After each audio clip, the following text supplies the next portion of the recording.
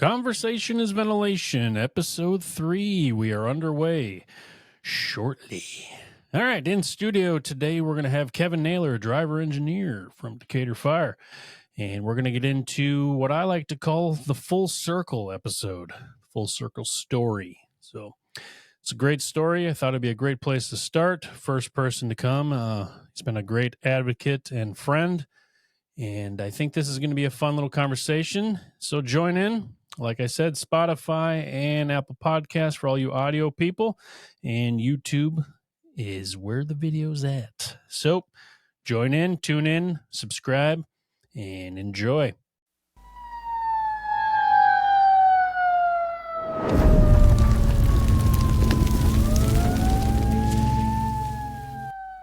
All right. Well, welcome to what we're calling episode 3, if you want to count the intro video as a video. Well, it's always a video. Did it go online? It went online. So it's a video. It's on the internet. Yeah. So if it's on the internet, it's true. Okay. Well, we're going to call this episode 3. Okay. Well, we're going to start off first with our line of duty death, and we're going to send this one out to Sheriff Deputy Brandon Cunningham. He was killed in Northwest Georgia. He was killed while responding to a domestic. They were met with some heavy gunfire. Long story short, Brandon Cunningham lost his life. So we're going to send this one out to him. I'm going to take a little sip of what you'd like. All right. And like I said, this episode is not sponsored. It's going out to him. Yeah. Dedicated to him. And one day there'll be sponsors.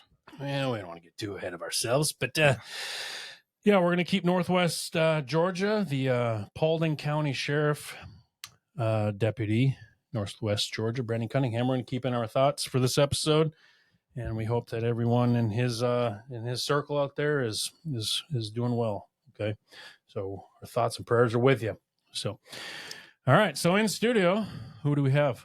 Kevin Naler. Kevin Naler. Okay, what color is your helmet? It's black. It's black. Okay. Yeah. So I do have a blue shirt. So. You do. We all have blue shirts. Yeah. Even, yeah. Everyone has a blue shirt. Yeah. Well, when you get further up, you don't have blue shirt. You have white shirts, but they wore a blue shirt at one time. And then they sweat through them when they get nervous. Yeah. When they're around all the blue shirts. Yeah. Yeah. Blue shirt, black helmet, which means he's a driver engineer. Mm-hmm. Right. Okay. How long you been on the force? I've been with Decatur 15 years. Okay. 15. I've been in 21, I believe. So we got if my math is correct, 470 years of experience sitting at this desk. Well, yeah. Roughly. Yeah. I look like it with all the gray. Okay. So the reason why I wanted driver engineer Naler here, we're just going to call you Naler. Okay. Okay. So the reason why I wanted Naler here to be for the first episode is because I think, and we've talked about this, it's a really unique story on how I think the world sometimes lets you know when you're on the right track. Oh, yeah. And so we'll start at the beginning. Okay. I put on my big boy pants. I decided I'm going to show the department CIV. Okay. And when you roll it out into 130 roughly people, you're taking a chance of getting laughed at or whatever. Okay. Mm-hmm. So I stood up, raised my hand. Hey, I think we have a problem. Here's my solution. Here's a PowerPoint. Made you guys come in on your PT times, which I know you guys were a little mad about that. Nah. Somebody I know was like, what is this? Why do we got to go to this crap? Yeah. Because you had to come. Yeah. So they come in 2 at a time, 2 engines at a time on their PT. You come to the class. Okay. Mm-hmm. And you remember we went through the PowerPoint. Mm-hmm. Okay. We got into a little topic on there, which was ramp pacing, which we will do a podcast. I'm going to do probably a solo one just on ramp pacing alone and what we call that, what it is. Okay. Yeah. So tell them. So you went through the class. We had a 2-hour conversation. Mm-hmm. We get back to the station that night. Take it from there. So we get back to the station that night. And one of the things that you told us in the class is when we was coming up, you run a bad call, you get on the engine and everybody says, "You good?" Mm-hmm. And I mean, that's just how it was. The you good has been happening for generations, probably. Yeah. You good? Yep. I'm good. So we get back to the station that night and I get a text from my son who's 20. He has been working on the ambulance 6 months, maybe, if that long. Fresh out of EMT, or is he medic? EMT school. He's EMT. He's finished advanced, but he hadn't took registry for advanced yet. So he's an 20-year-old EMT basic. Okay, so as fresh and young as most, as green as you can get. I think our hiring is 19, right? Yeah. Okay, so you can't get much more green and much younger than 20. No. EMT basic. Okay. No. So I'm in the bed that night, and he texts me, and he says, "Are you up?" And I said, "I am." I said, "What's up?" He said, "I just ran a 14-year-old hanging." So I called him. He told me. I said, first words out of my mouth, "You good?" He said, "No, I'm not good." I said, "What are you doing?" He said, "I'm out here walking the parking lot because I don't know what to do." I said, "Where's your partner at?" "Oh, he's inside." I said, "Okay." I said, "I got somebody you need to talk to." So I text him. This is what, 11 o'clock at night? I remember it was roughly 10:30, 11. I was sitting up watching Game of Thrones. It's a new show actually on TV. If you haven't seen it, check it out. It's not new, obviously, but I was up watching my shows. I get a text from you. "Hey, you up?" Yeah. And he said, "Yeah." So I called him. I told him. He said, "What's his number?" And you called him. And again, he's still out there just walking the park lot, ramp pacing. Yeah. And you talked to him for how long? 15 minutes maybe. Yeah. He was, so I think it was 15, 20 minutes. Yeah. I know it wasn't long.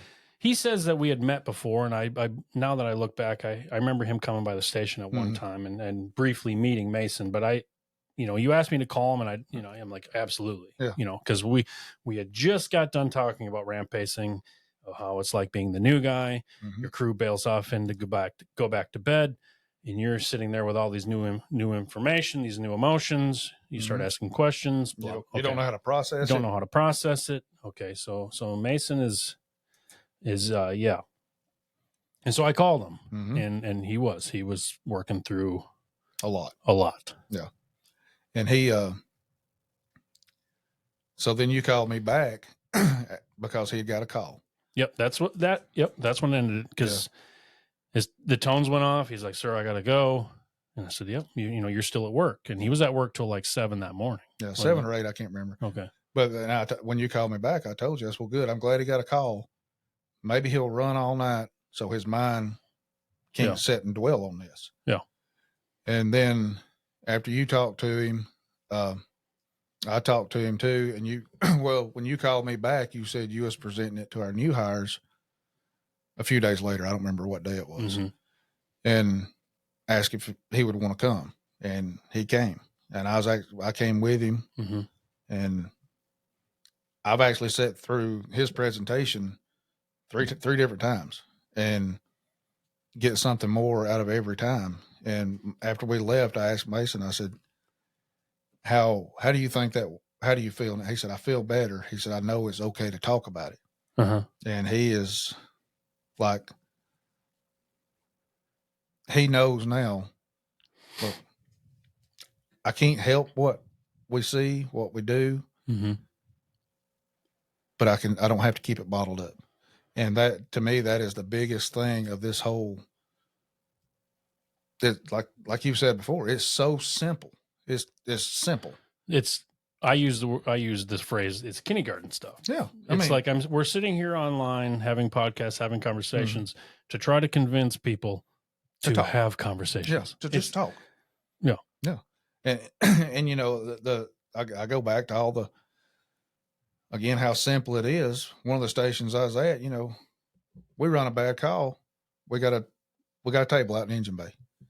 It seems like no matter what time it is, early, late, we all gravitate to that one table, and we sit there and we talk about the call. We talk about, well, that call brought memories of this call.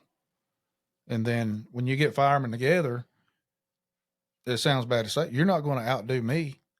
I'm going to top whatever call you've told me, whether it's good, bad, or ugly. Well, and also it helps you work through all that. It helps people too, which I've already seen in our department, is that when you have somebody sitting at a table or wherever just talking, then all of a sudden someone will pipe up and bring up a call and be like, "Oh, because they felt more comfortable talking because everyone else is talking. Yeah. And the same thing in the present, because like I said, I've sat through 3 different presentations that you've done, and all 3 presentations ended up with Conversation. people talking, and one may last 2 hours, one may last 3 hours. I mean, it was based on our PT times, but you're not going to stop a conversation because 2 hours is up.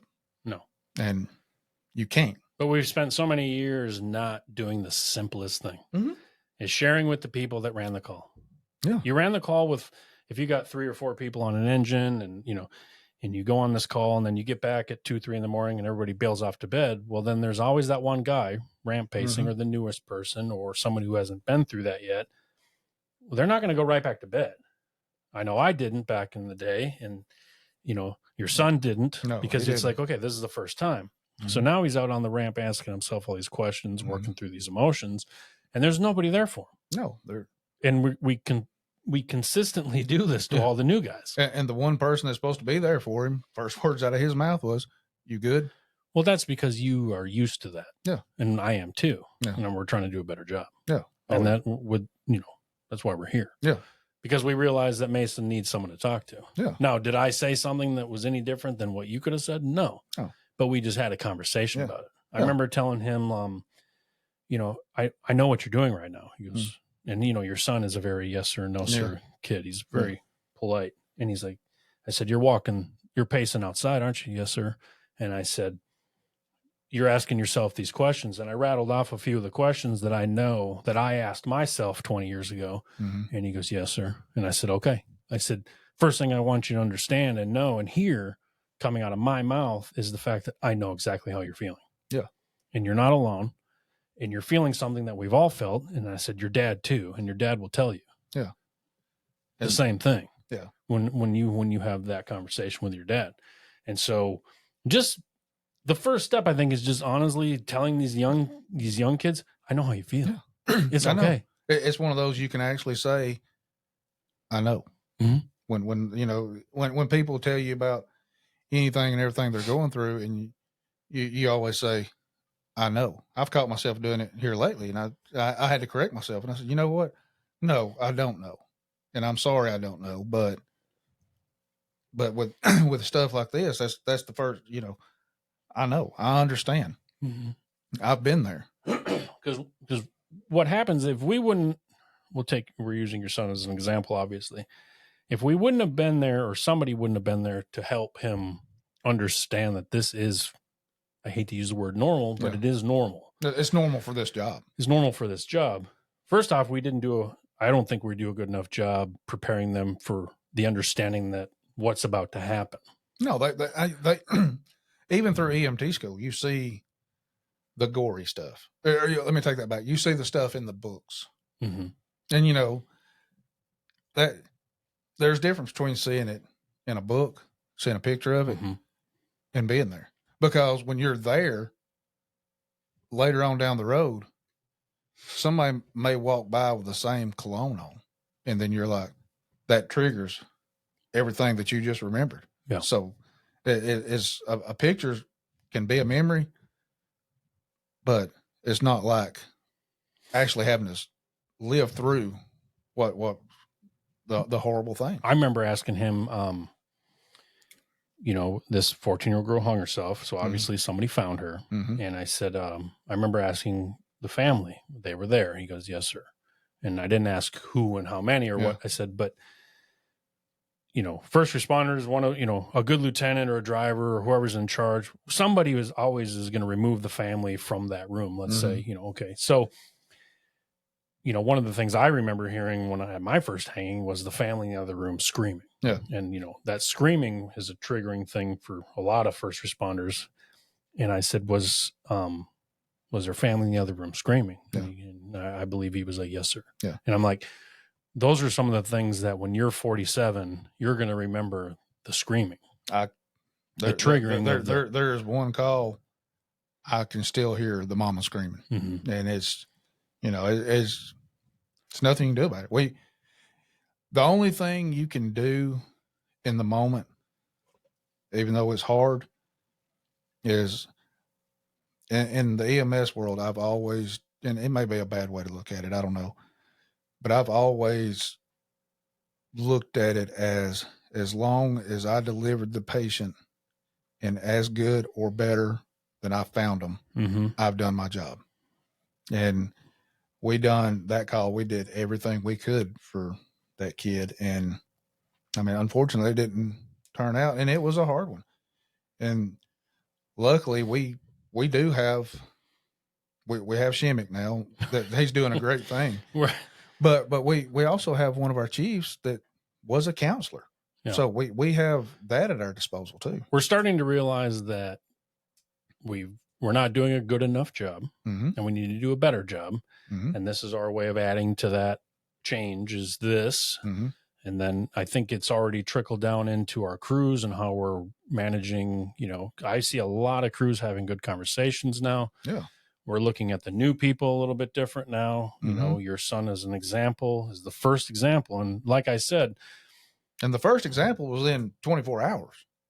And it literally, I remember hanging up with you after I called you back. And by then it was probably pushing midnight. I remember going to bed thinking, if that's not the universe telling me, hey, Shimmick, I appreciate you putting your big boy pants on and presenting this thing tonight, because you just presented to a driver at another station who just had this, you know, it literally came back around and smacked me in the face that night. And I went to bed. I probably didn't sleep much, but I was like, how am I supposed to not move forward now?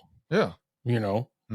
And that's why when, you know, I've told you before, I believe in this. I wholeheartedly, and I live an hour away from you, and I'm telling people where I'm at, y'all need to get him just to come tell y'all it's okay to have a conversation. It's simple as that sounds. Yeah. That's all it is. And and it's not just me though. No, you know, it can be you. It can be, you know, we have 130 roughly firefighters, you know, on the floor, somewhere around there, approximately. Yeah. Okay. This isn't just, if that's what it takes to have better recruits, because that recruit someday is going to be a lieutenant. So we're going to build better lieutenants. So when the new crew, the new recruits come on the floor and we're acting different, and we, you know, we're having conversations, we're treating things differently. That new recruit in 10, 15 years, when I'm bearded up snowboard in Colorado, is going to be a lieutenant, and he's going to be looking at his new guys different. You know, so it's, and I'm going to go a step further, because every chief officer in any department started out as a recruit somewhere. Everybody was new at some point. Yes. And so, and if, you know, it's good. A lot of things need to be handled at the company level. But, you know, if you have one good thing about our department, last 2 years, been 2 years? We go once a year to like a counseling session. It's individualized. It's, well, you and I both know that it, I mean, a lot of people have said it's not much of a, no, but to introduce you to it. Yes. And if that works for you, great. Yeah. And I hope people take advantage of it if they, you know, they need to. Yeah. But I think it starts at the company level. It starts at the company level. It starts at the kitchen table on shift at dinner time, because I don't know any other better way to, because so you go to the counselor, and I've been, and I'm not talking down against counselors, but I remember telling her when I went, you don't understand what we do. Yeah. They didn't understand that we go, when you call 911, you get a fire truck. They didn't understand that. And I'm like, you don't understand. It's hard for you to understand and relate to me. So I don't even feel like telling you, because I'm just going to spend the time trying to explain what we do. Yeah. To whereas, you know, whoever's on the ambulance, whoever's, you know, another police officer understands, you know, the PD side, fireman, you know, there's 3-4 people on an engine. Yeah. Those are the first people that understand what we did. They were there too. Yeah. And that's what I was getting at on it, is if the chiefs will put in, I hate to say policy, if the chiefs make it available to, hey, come in here and talk to me, you know, if they put something out, not out, but put if the Chiefs make it, okay, it's okay to feel this way. It's okay to talk to somebody because, again, when you said the new recruits now, one day one of them may be a Chief somewhere, and if they know when they came up, it's okay to talk about this stuff and have conversations. Then let's have conversations around It starts it starts. It starts at the ground level. Yeah, and it, to be honest, to me, and I go back and I look at a lot of the crews I've been on, and the not knocking anything with the crew I'm on now because I hadn't been with them long, but a lot of the crews that the crew was closer is the ones that cooked together and ate together, and and you don't just stand there and cook when you're cooking. You have conversations. You talk about anything and everything, and having that conversation, having that trust, I heard a guy one time say that trust is built in the kitchen of a fire station. Said, if I can't trust you to cut up the onions, then how am I going to trust you on the fire scene? So when you start having these open conversations in the kitchen while you're cooking, you're building, you're putting yourself out there for people saying, I'm going to trust you. And no, that's a really good way to look at it. Like, it's built in the kitchen where you're not building the trust on scene when we're working a wreck or a fire. We're building it when we're at the station and we're doing the little things. If I can't trust you to do the little things, how can I trust you to do the big things? No. But that conversation around the dinner table, I remember when I was at Old Five back in the day, we called them board meetings. And after dinner, we would go get cigars and we would go under the gazebo. Remember the gazebo at Old Five? If that old gazebo could talk. Yeah. And we've had all four sides had a swing on it. And so everybody got their own swing. And we just see four firemen swinging, smoking cigars at, dusk. And the conversations went everywhere. Yeah. From personal stuff to marriages, relationships, to how are your kids in soccer doing, to handling calls, to I remember some good conversations. Yeah. Those board meetings. And we were CIVing back then. Yeah. That's what we were having conversations as a crew about anything that needed to be talked about. Yeah. And that goes to show how simple the concept is that we conversation. Yeah. It's simple. Yeah. It's funny to think, I'm going to say it hopefully 700 million more times. It's funny and weird that we have to remind you to have a conversation with your son. Yeah. Like you said a minute ago, we're on a podcast, being videoed, having a conversation. About having conversations. Yeah, to tell people that it's okay to have conversations. and obviously, and if you're in the first responder world, what kind of people first responders are. Type A, hard-headed, people that like to, tell me the problem, we're gonna figure it out. We're problem solvers. We're hard-headed. We hate change. Yeah, that's two things firemen hate: change and the way things are. Yeah. I love that. Have you not ever heard that? Have you not ever heard that before? I've never heard that. We hate change and how things are. I love that. We need to write that down. It might be on the back of a T-shirt someday, if it's not already. But, it probably is. But no, the most hard-headed individuals are PD, fire, EMS. We're just so damn hard-headed. But we're all here to solve the problem. Yeah, we're all hardworking. We're all. What's the problem? Here's, we're going to go after it. Yeah. There's no problem we can't solve. Yeah. Cause you find a way or you make a way. We're going to throw everything at it. Or you just tear it up till you have no. Yeah. Yeah. If you can't find the fire, you just pull every bit of ceiling until you find it. You tear the house down, you'll know where the fire's at. Somewhere. It's here somewhere. Yeah. Right. Yeah. That's fireman mentality. Yeah. But then you get on the truck after a wreck with multiple fatalities, crickets. Yeah. And then you get back to the station at 2 a.m. 3 of them bail off to bed and are snoring within minutes. And there's always one. Sometimes it's usually me or others that go, well, I need to take a minute and calm down and, and bring that adrenaline level down. And then obviously, if it was your first time dealing with something, or maybe something triggered another memory You know, sometimes the age of a patient can trigger. Yeah.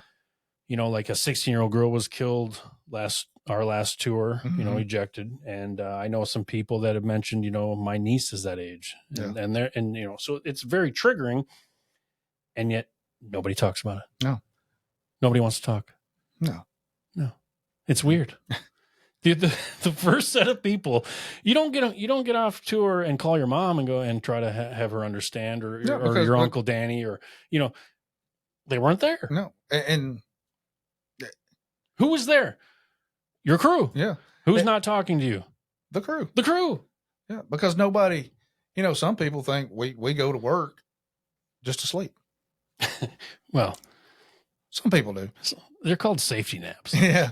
Well, I call them NFPA 1500s because that's the standard on safety. So safety. It's always the answer. Yeah. Why are you napping, Shimmick? Safety. Yeah.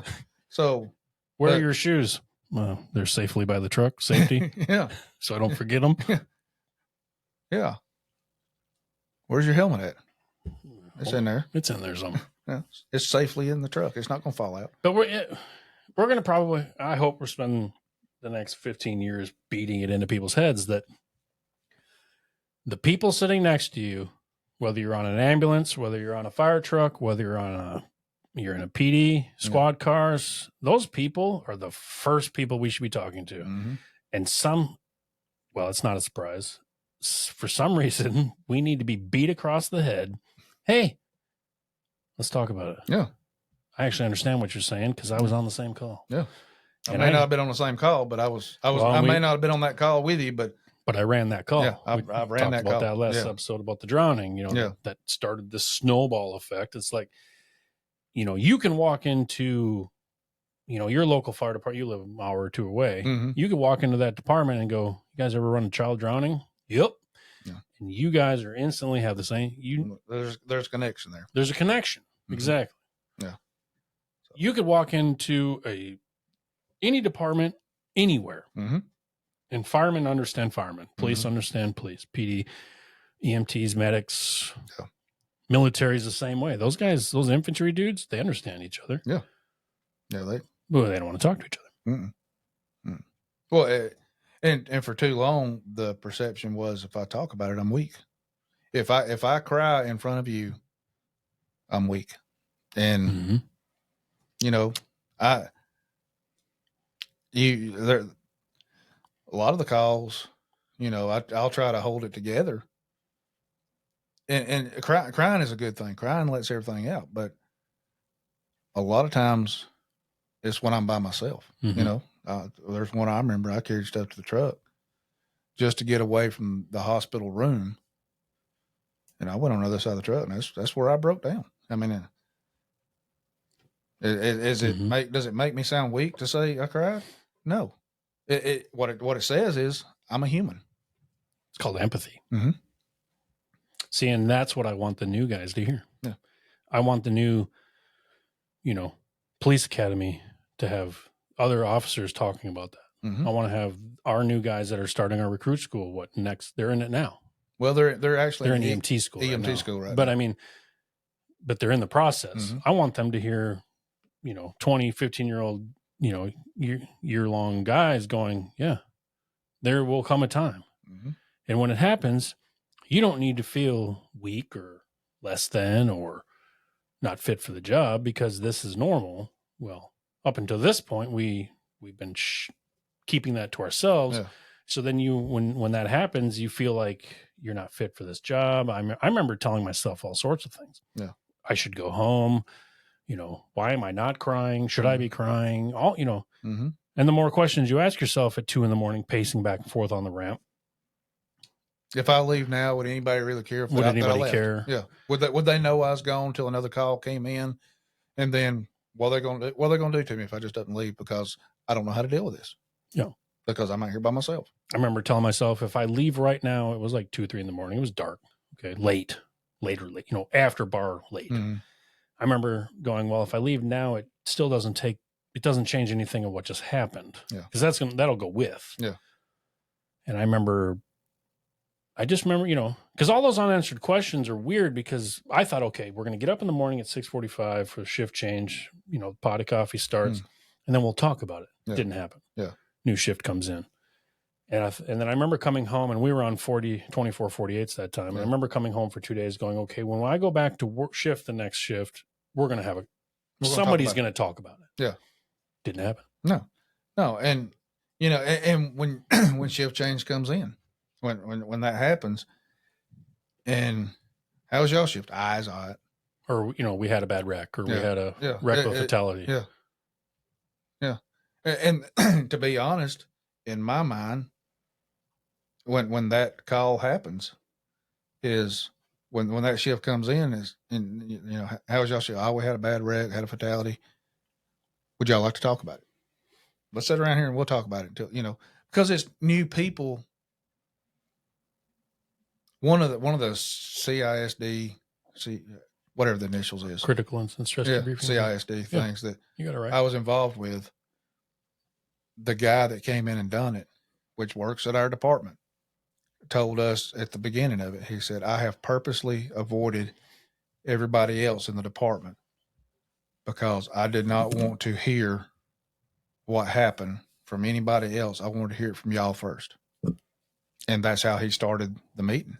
And sometimes people that, I don't want to say an open mind, because we should all have an open mind, but some people that wasn't there, they may be able to add to that conversation, to add to something from their time that you and somebody else may have been on the same call that was coming in to relieve you. Yeah.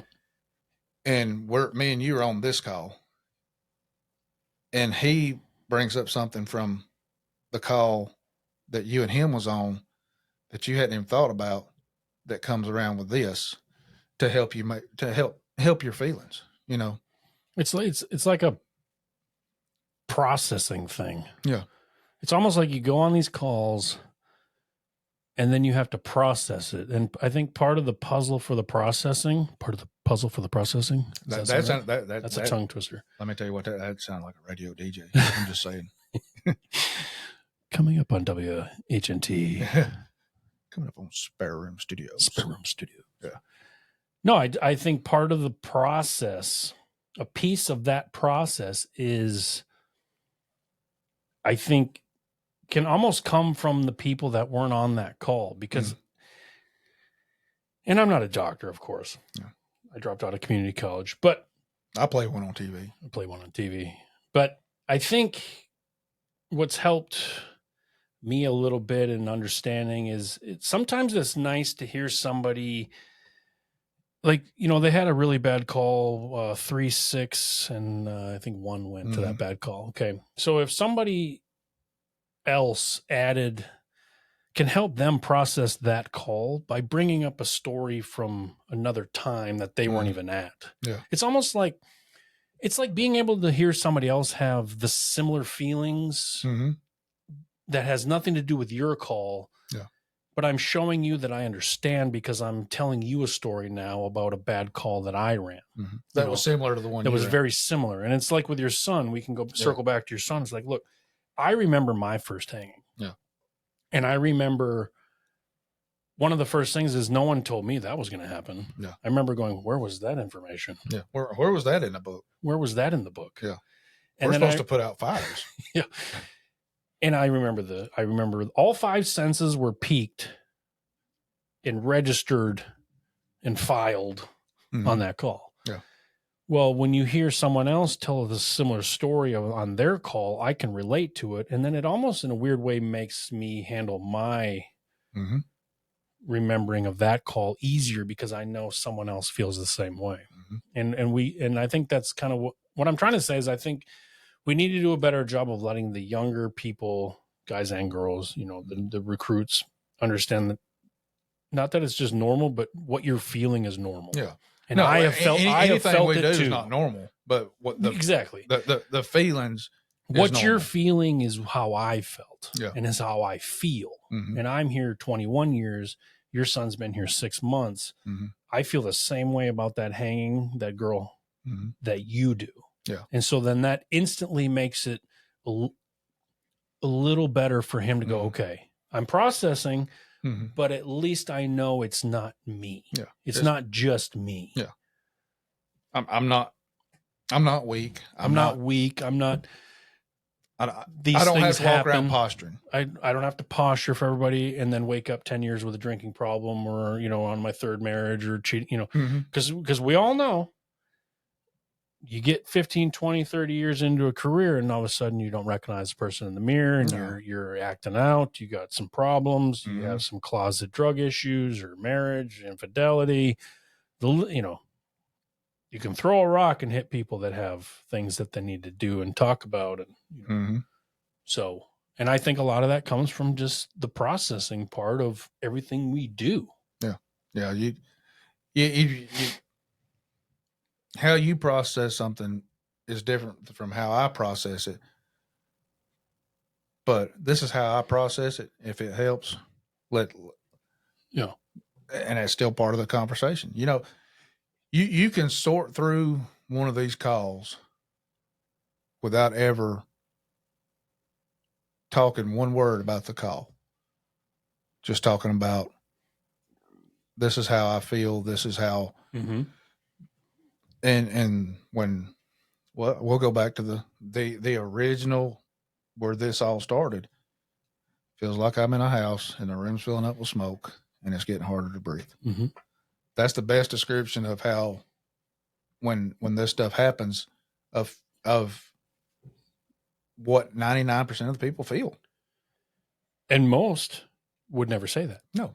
That's why when he said it, and hats off to him for saying it. Hats off to him for saying it, and you know who you are. Yeah, because I mean that and you get a lot of credit for being brave enough. Yeah, because I mean that's courage. That's courage. What is definition of courage is, even though you don't want to do something, doing it. Pretty much, kind of like that. Yeah, and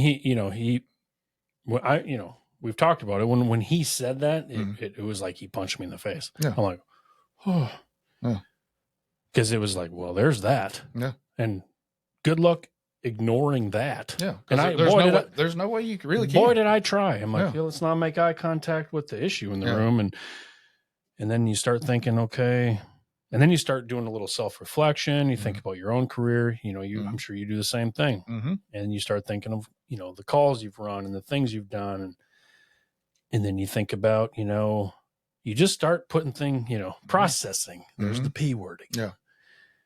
Yeah. And if we can help your son, which we've already started, we can help the new recruits that are sitting in classroom B right now. We can change the mentality and make it okay to be like, look. So you give a whole new meaning to the word, or to the initials PC. Everything's got to be PC. Yeah. Well, now everything's PC, processing and communication. Oh, I'm going to write that down. Look at Naler adding to the processing. What is it? Processing and communication. Yeah. Yeah, because it is. Yeah. And I've joked before about CIV, the C is the first word in its conversation. Yeah. And I'm a 47-year-old man sitting here saying we need to have more conversations. Yeah. How kindergarten can we get? Yeah. After this, we're going to take a nap. And but before that, we're going to have snacks. Yeah. And then we're going to talk. Yeah. And juice. Yeah. It's so simple. I mean, but we don't do it. Yeah. And y'all didn't even get to sit in on the conversation we had before we had this conversation. There's conversations. How? How? Yeah. I bang my head on the wall every day going, I can't believe people want to talk about having conversations. And we're sitting here having a good time. We're having a conversation about a conversation. Yeah. Yeah. That's kind of like having a meeting about a meeting when your next meeting's going to be. It literally is. And then we're like, hey, I need you to come to my department and, light the fire under these guys' asses to have conversations. Yeah. If that's what it takes, I'm 100% in. I've said before, I believe to you and others, I'll talk to a room of one and I'll talk to a room full of 1,000. Yeah. If that's what it takes to get people having conversations and your son will always be that thing for me when it was the universe slapping me in the face. Mm-hmm. And you've been a huge supporter and great asset to this. I hadn't done nothing other than This is all you. I just believe in it that much to where you're being so modest. It's almost making me nauseous. Well, I just want everybody to know what good you're doing. Because I mean, I've when you witness it firsthand, you can't. But it's conversation. Mm-hmm. But you can't turn away from it when you actually. When I witnessed it happen, what good it did, it just. How do you not spread it? I don't know. That's why we're here. Yeah. And that's why, we're literally on a podcast because someone in those sessions in our department said this needs to be a podcast. And it's like, what? Yeah. Well, here we are. Yeah. And I think I agree with them now. Yeah. It just feels weird. Well, let me take that back. Me and you've had many conversations. Many. But I've never talked to you with a microphone right here in front of me and headphones. You sound good though. Well, I try. You have the body for radio. Do I? Well, good. Yeah. Cause you can't see my face in my body. YouTube can, but you do have a great body for radio. Yeah. But no, if joking about it gets you to have a conversation, there's so many more opportunities. I've thought about your son seeing that in the new hire.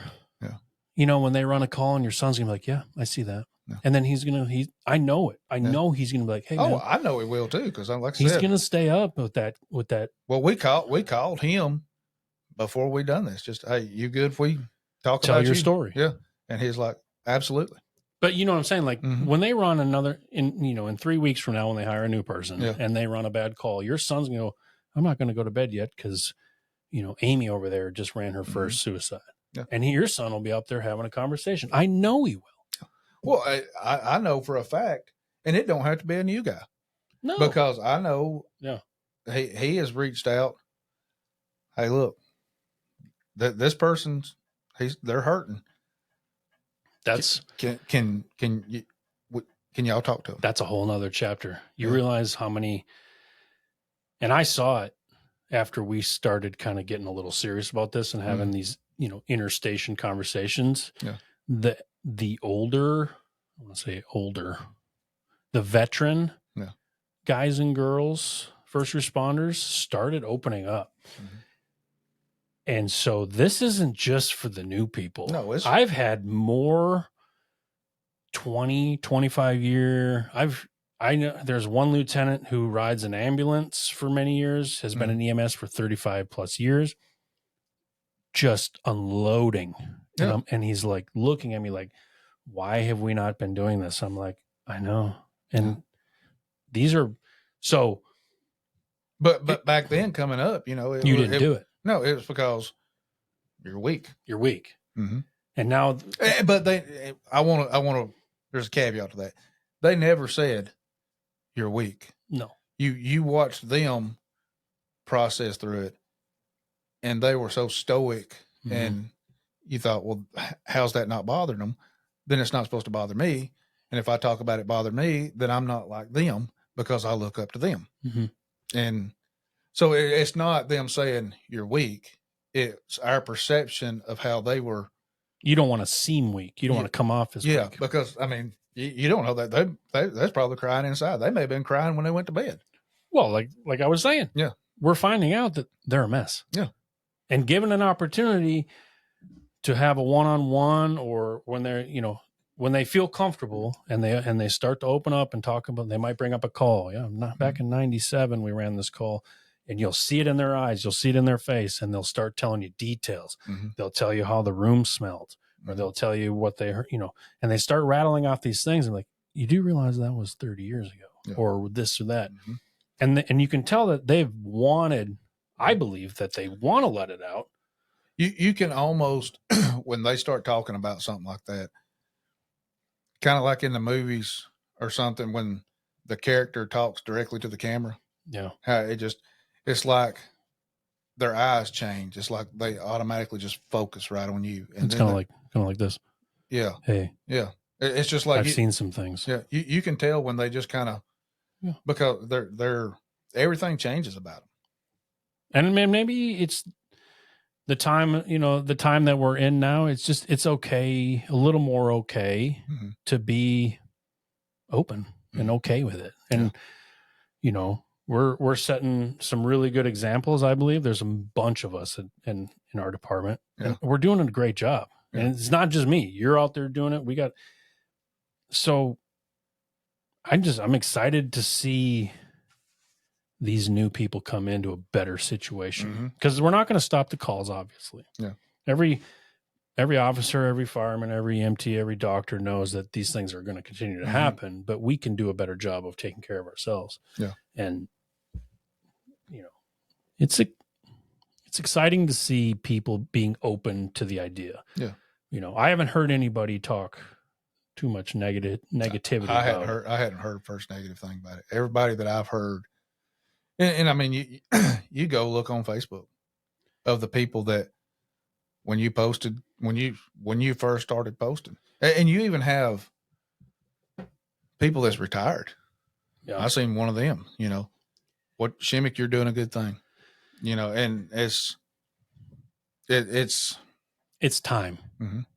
I think everyone agrees. I may be just, it's not E equals MC squared. It is 1 + 1 = 2. It's that simple. It's that simple. Yeah. But it's time. And I think we just happen to be some of the faces for it. Well, I wouldn't put my face on it, but I'm just saying. Well, your face is on it. Yeah. Well, my big ass head is deep into it. And if I have to be the poster child for you to point at, then that's fine. Yeah. I mean, I remember talking to my wife about it. When I put on my big boy pants and said, I'm going to let it out into this, into our department, that opened the floodgates, and it was a nerve-wracking thing to do. But then as soon as it happened, it was like, this is the right thing to do. Coming back to your story and your son's story, and that was everything that I needed personally to go, you're good. Yeah. You're on the right path. Yeah. And so whether that's God talking or whatever you want to believe, that was them, or, you're on the right path. Yeah. Just keep doing this. Yeah. And it's been nothing but a positive thing. No, it's all been positive. And I, and it doesn't have to be where you reach out to, Naler or me personally. It can be if you go home and you find your pastor is the best one to talk to, or if you find that, maybe I do have a problem with XYZ and I need to go get some help, professional help. If this is the catalyst that helps, if two guys sitting around talking about it helps you feel okay. Yeah. If that makes you a better senior fireman or a better lieutenant or driver, treat your crews better, look out for each other better.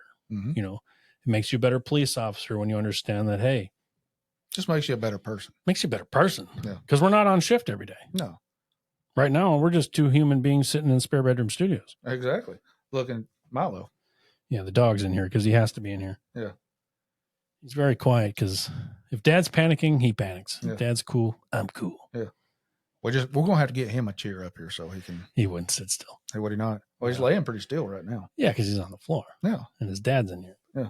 Well, he's wanting you to rub his belly. Well, but I think it's great. I can't thank you enough for being a part of it and being supporting of it. I'm honored to be a part of it. I couldn't have thought of a better person. I remember when I brought it up to you, like, hey, I'd really like you to be the first in studio. And you're like, absolutely. And I'm like, well, hell yeah, man. It's just, it just ties in with being a good person. And I think you have a lot of, we all have it. We're just trying to be good people. I have roughly 4 more years to go, and just try to leave it a little better than we found it, the old Boy Scout way. Yeah. And just, hopefully in 15 years, you come through my line at Keystone when I'm putting people on a chairlift and you're like, hey man, what you said to this new recruit 15 years ago really helped his career, or, or you never know. Yeah. You never know whose life you're affecting. No. And not to sound cliche, what was that old movie? Pay It Forward. You don't know what you said to me that I may say to somebody else that person said to somebody else. How far you putting your big boy pants on to have a conversation. And sometimes big boy pants on conversation too, but also it's the willingness to be a little vulnerable. Mm-hmm. And you go, you know what? When bad things happen and I go on scene, it affects me. Yeah. Sometimes it's hard to hold a dead 16-year-old girl and do Mm-hmm. chest compressions, or Mm-hmm. it's hard to see someone lose their daughter, Yeah. or, you know. And to be honest, the other stuff is tragic. It is so tragic. To me, the hardest part is looking at that family, Mm-hmm. because it sounds bad, but the actual person you're there for, they're gone. There's nothing. You know that. You know. Yeah, we the know family's that. hoping that's not the case. And then you're in the. You don't want to give the family false hope, but you don't want to not do, and then, just looking at the hurt in the family's eyes. Mm-hmm. They're like you said, the screaming. It's the stuff like that. It's not the seeing this or the, it's how it affects the other people, Mm-hmm. people that love that person. And, you just see the hurt in their eyes. Remember, so we were talking to somebody and they said, we were doing CPR and he made the mistake of looking up on the wall and he saw all the family photo, the older we get, the more photos we seem to put on our walls.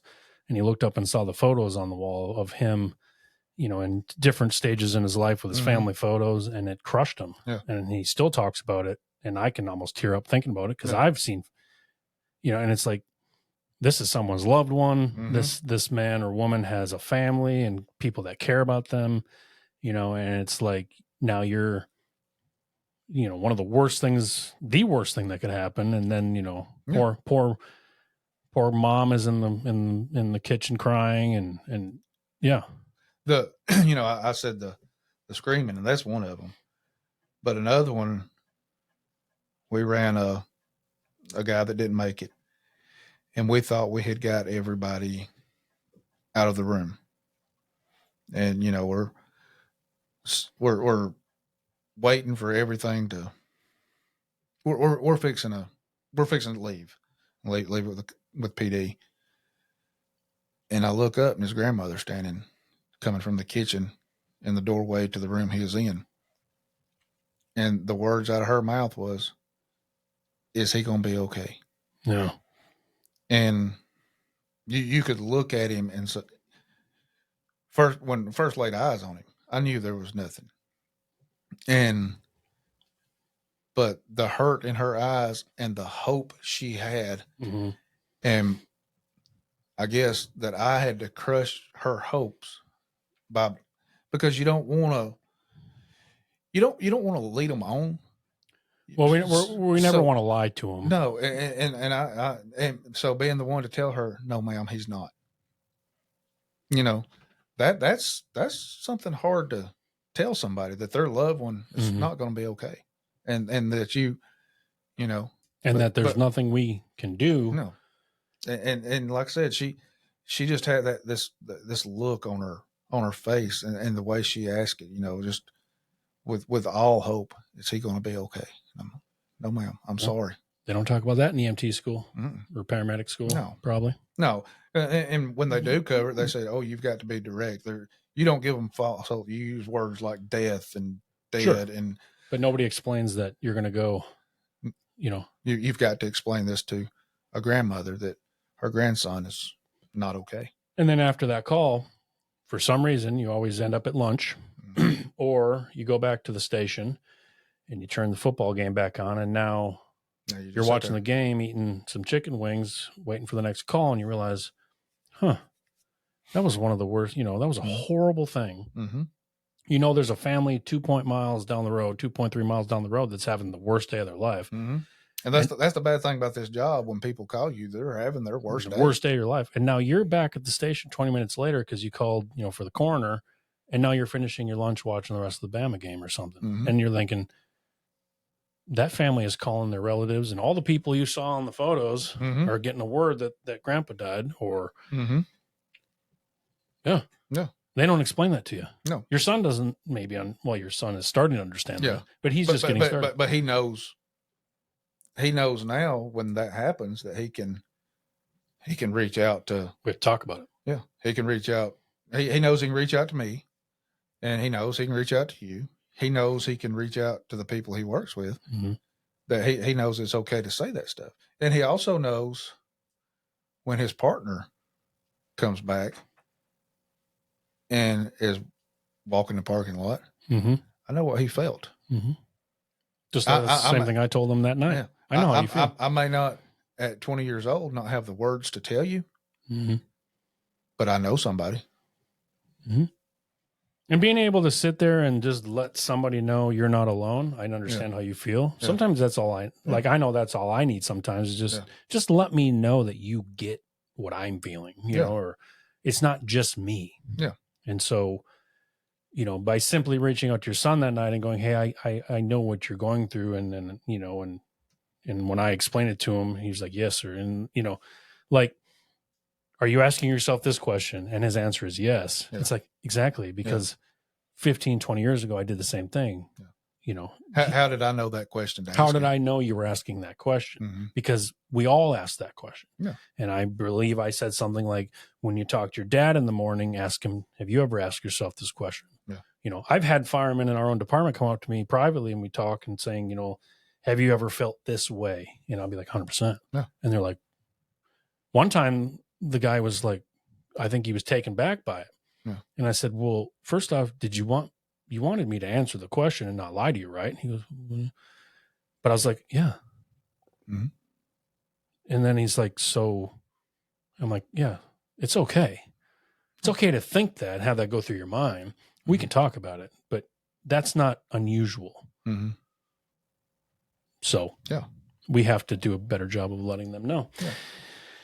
All right, mister. Man, I appreciate it. We've been on 56 minutes. Well, that's a record. That's a record for you sitting still? No, that's a record for this podcast. Oh, yeah. You just set a new record, my friend. Yeah. Well, I knew once this is what this podcast is that conversation. And that's what we said before we started was I asked, you know, what's your goal wise on how long you want things to last? And you said, well, you can't script. I don't want to ever script anything. Nothing's ever written out because you're just limiting yourself. And I think, you know, when you come in and you light a spark and have a conversation, sometimes the beauty of it is where you end up. You go, wow, that's a great, you know. When you're passionate about something, it's easy to talk about. That's a good way to put it too. Mr. Naler said a lot of things. I hope you're taking notes at home and writing down. And I'll have to rewatch this just so I can remember what was it, the 2 P's thing or something? PC. Well, just remember processing and communication. Remember, we all got to be PC. PC. Yeah.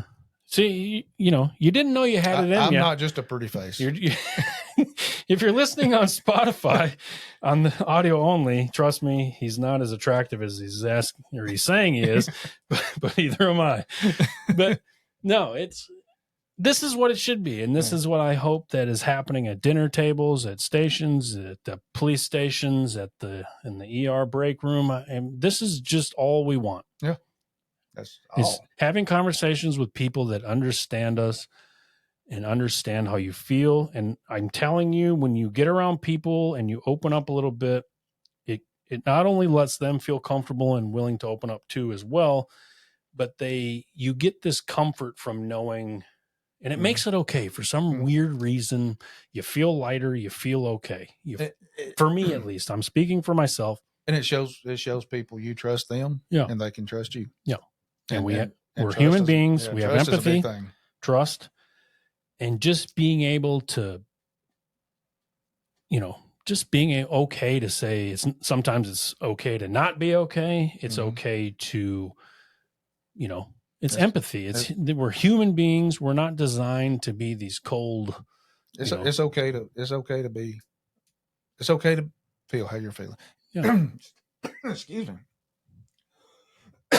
It's okay to not be okay, and it's okay to be okay. Yeah. Dang, that one. There you go. I'm not going to edit that out because, I've made a new rule after last episode. I watched it. It's real jumpy because of the video. Yeah. And then when you edit some of that out, it'll look weird. Yeah. So from now on, unedited. What you do is what you get. Raw and unedited. Raw. Yeah. Okay. PC. Yeah. I'm going to have to go back and take notes. You said some good things. I don't know about all that, but I appreciate it. But I hope, I want to reach out to everybody. Once again, remind you, Spotify and Apple Podcast. You can find us there. Also, there was a special way you had to look it up too, because we looked it up this morning. not Googling. When you're searching, conversation is ventilation. I'll figure out how to throw in the keyword CIV as well. Yeah. But always, if you're searching conversation is ventilation, it should pop up. Main housing for all of this is obviously YouTube. We're communicating with each other on Facebook because we're over the age of 27. Yeah.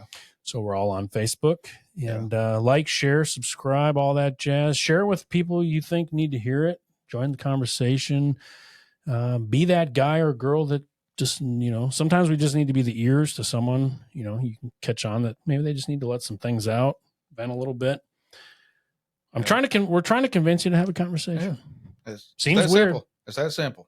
It's an invitation for a conversation. It's an invitation for, you're saying a lot of gold right now. Hey, I'm a poet, didn't know it. We're going to take some notes. Made a rhyme every time. God, you are not. All right. Well, thank you for coming. Well, thank you. First for ever. Me. You will always be my first. Yeah. You can go around telling people that. You're my first too. One camera in studio, spare bedroom studios, of course. We gotta, we're making it happen. We're figuring it out as we go. We hope you enjoy what you're hearing. Like I said, share it. This is why we're on the internet, right? 100%. Whether it's, sharing a podcast over there on Apple Podcasts or Spotify, YouTube, clicking, sharing, liking. I don't know. Yeah. We're just trying to, however you can get it out. We're just trying to have a conversation with as many people as we can. Yeah. So I've enjoyed it.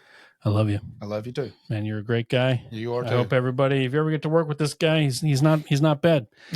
Like we always say, stay safe, stay together, right? We're all in this together. That's right. Okay. So, all right. Have a great day. Let's end it with a handshake, in studio handshake. First one. Yeah. All right.